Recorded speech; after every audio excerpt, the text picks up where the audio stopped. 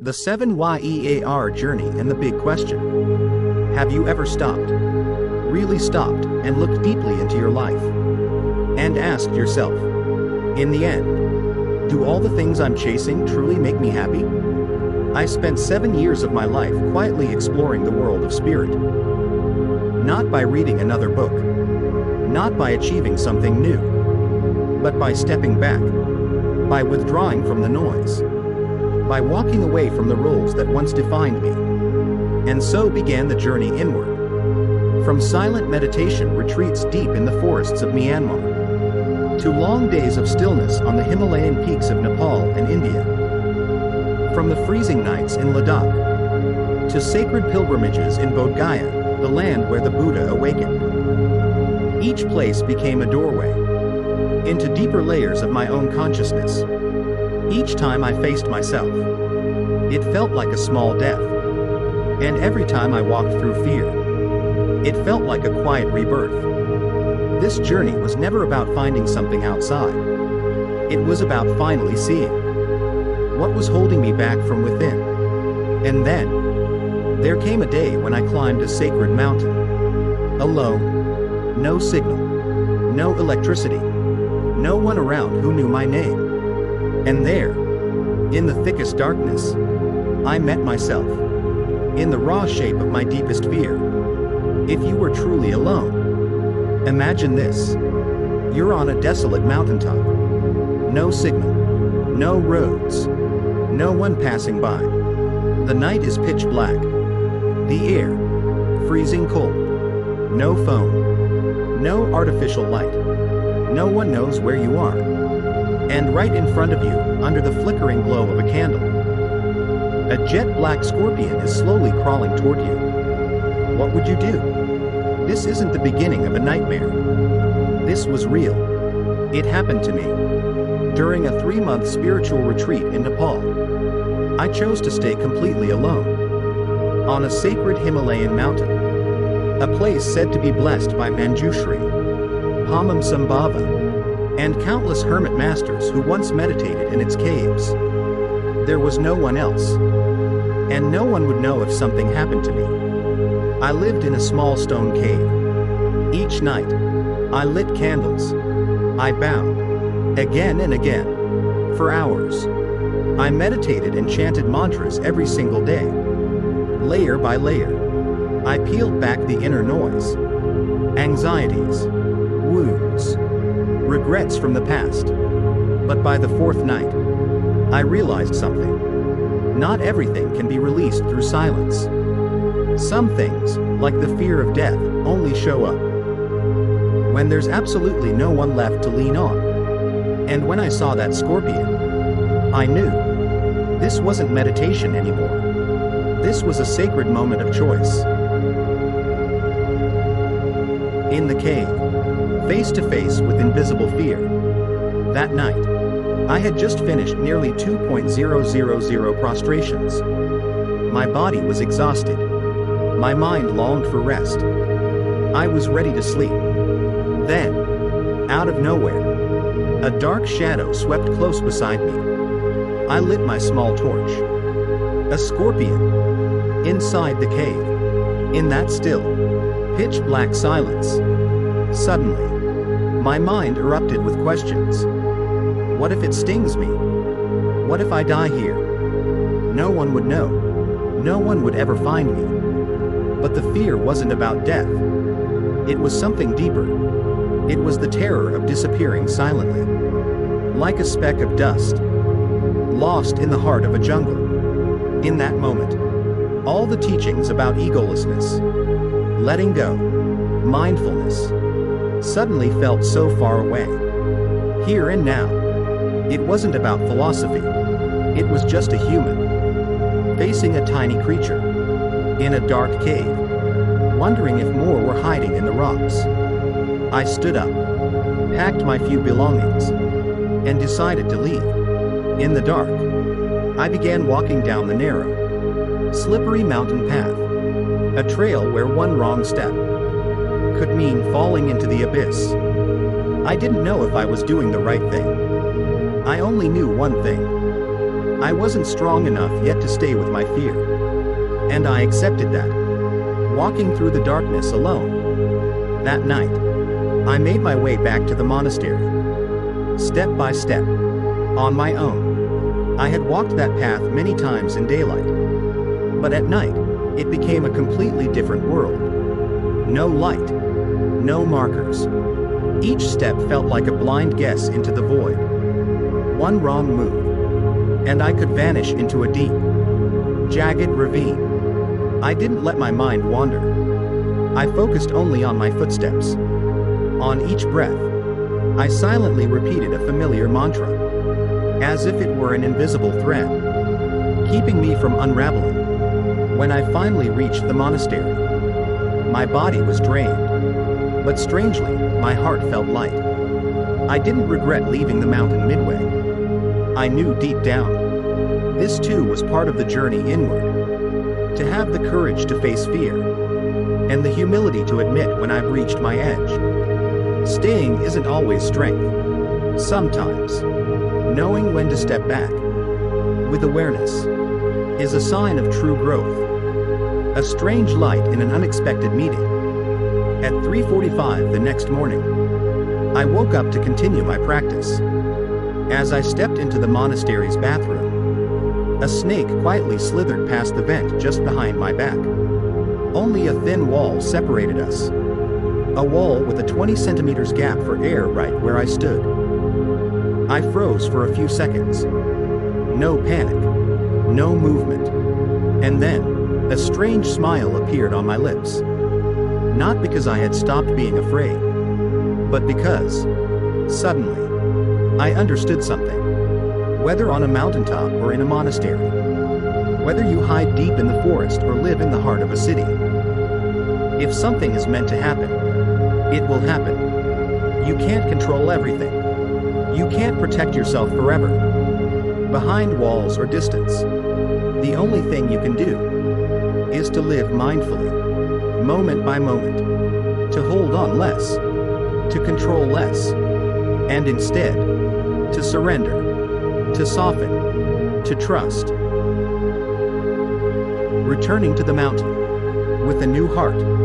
A few days later, I returned to the mountaintop. Same place, same cold cave, same small candle, same silent prostrations.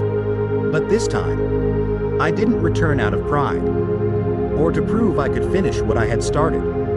I returned because I was ready, no longer haunted by fear.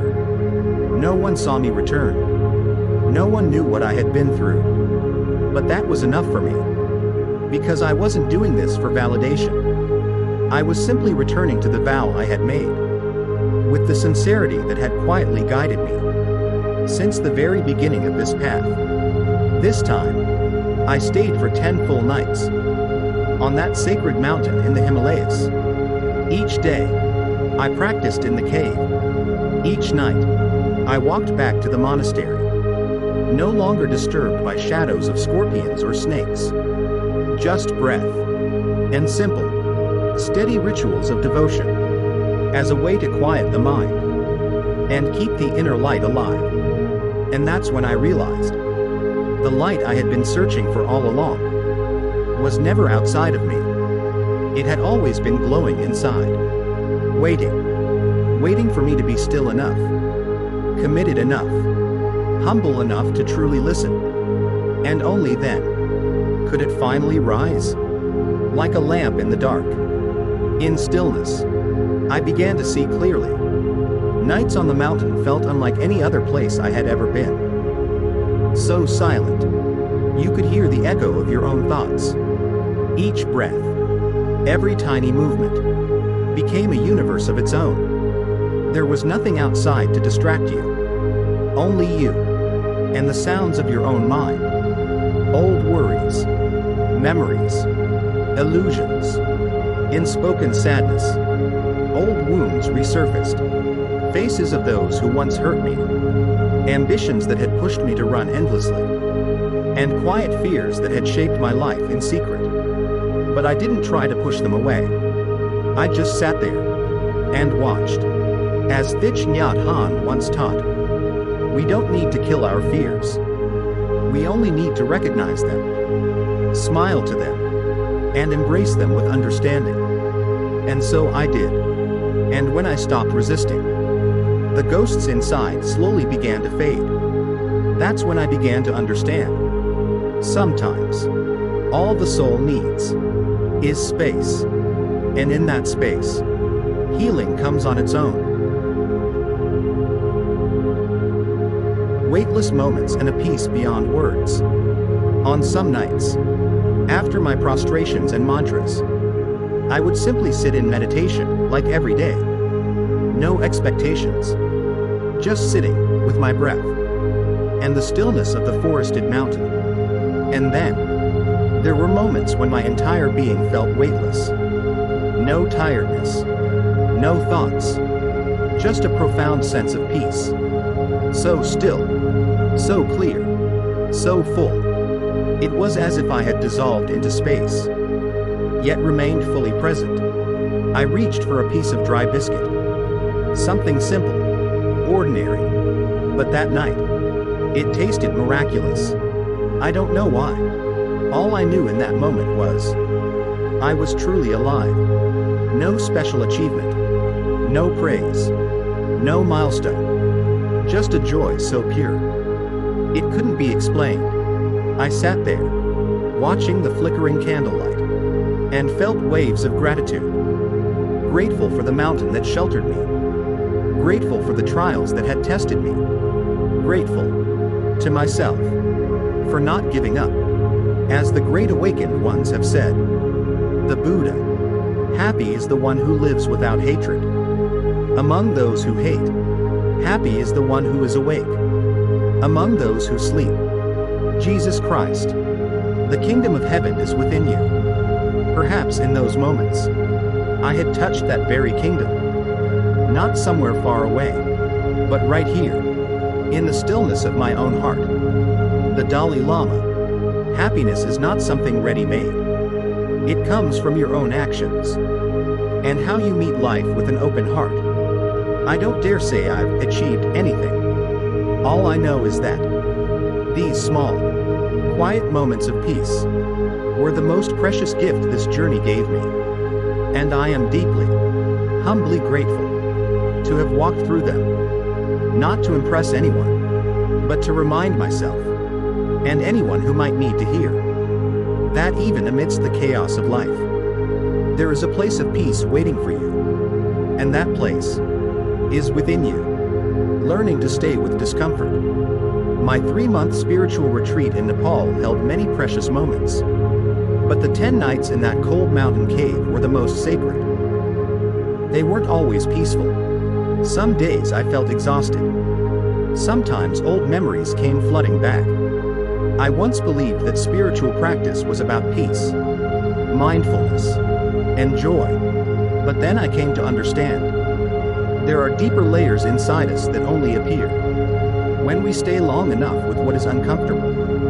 We often want to avoid discomfort, to run from pain, confusion, or sadness. But those very feelings, if we have the courage to sit with them, without judgment or resistance, can guide us to something deeply real. And in that place, you don't have to become someone else. You don't have to be better. Just being fully present is enough. As Thay Min Naeem once said, an awakened person is not someone who never suffers, but someone who knows how to smile and sit quietly within that suffering. I learned not to walk away halfway, even when I really wanted to. And I learned to be grateful for the challenges, because they revealed who I was. Beneath every layer I shed. Final reflection, keeping the inner light to brighten the world. I'm not telling this story to prove anything, because I know each of us is on a different path. Some walk toward the mountains. Some move through busy streets. Some meditate in hermit huts. Others navigate boardrooms or family life. But all of us share one thing in common. We are all finding our way back to ourselves, seeking a place of true peace, to live, to understand, to love. After everything, I realized the light doesn't come from somewhere far away. It's not found in praise or outer success. It is found in how we live each day, mindfully, honestly, and with compassion. Every action we take, every word we speak, every way we treat those around us, can become a small candle that helps light up the world. Even when life feels heavy, even when your heart feels low, remember this: you still have the power to carry your inner light. As Thay Min Naeem once shared, a mindful person is not someone who is always happy, but someone who can transform suffering into wisdom and love. As Viktor Frankl, survivor of the Nazi concentration camps, once wrote, "Between stimulus and response, there is a space. In that space lies our power to choose. And in that choice lies our freedom and our growth." And as Lao Tzu reminded us, knowing others is intelligence. Knowing yourself is enlightenment. So, if you're feeling lost, if life feels heavy right now, pause, take a deep breath, and ask yourself, am I living true to my heart? Am I planting seeds of peace, kindness, and understanding each day? Because every positive thought you hold, every kind action you choose, is a gift to yourself and to the world. Happiness is not a destination. It is walking each step with awareness, even in the chaos of life, while keeping a heart that is clear, kind, and light. And if today, you can only do one small thing, do it with your most sincere heart. Because one grounded step from within will always be stronger than 1,000 hurried ones chasing the outside world.